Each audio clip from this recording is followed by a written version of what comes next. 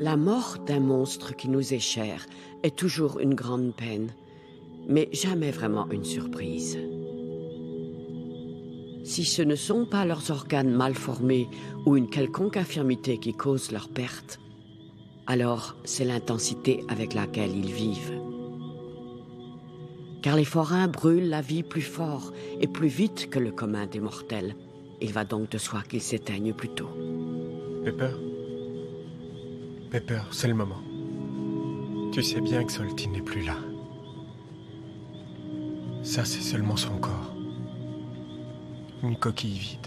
La plupart des microcéphales meurent avant l'âge de 40 ans.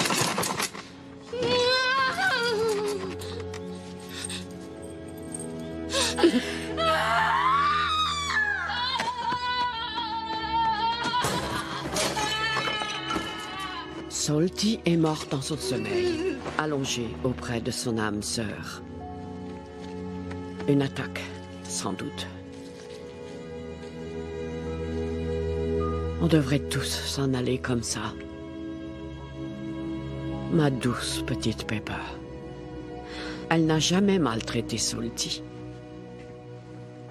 Elle n'a jamais profité de sa grande stupidité. Je suis désolée, je ne peux pas. Il faut bien que le spectacle continue.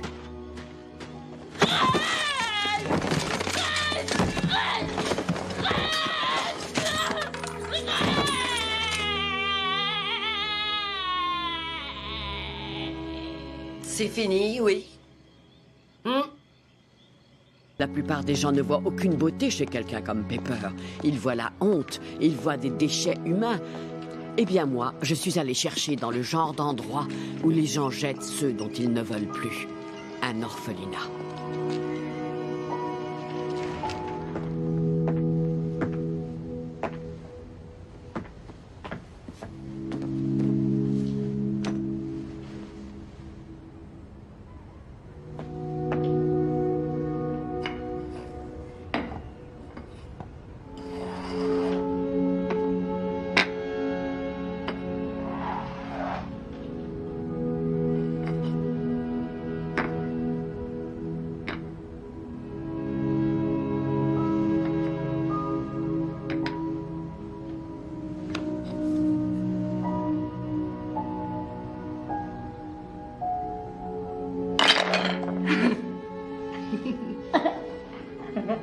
Elle n'a jamais connu son père.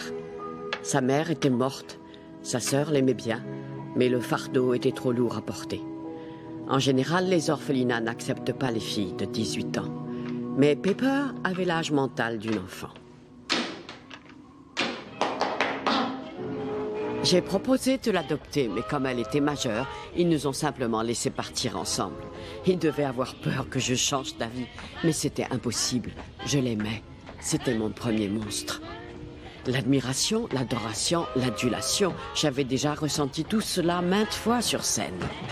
Mais quand cette petite bonne femme, avec sa drôle de tête, levait les yeux vers moi, je ressentais enfin, et pour la première fois, un amour inconditionnel.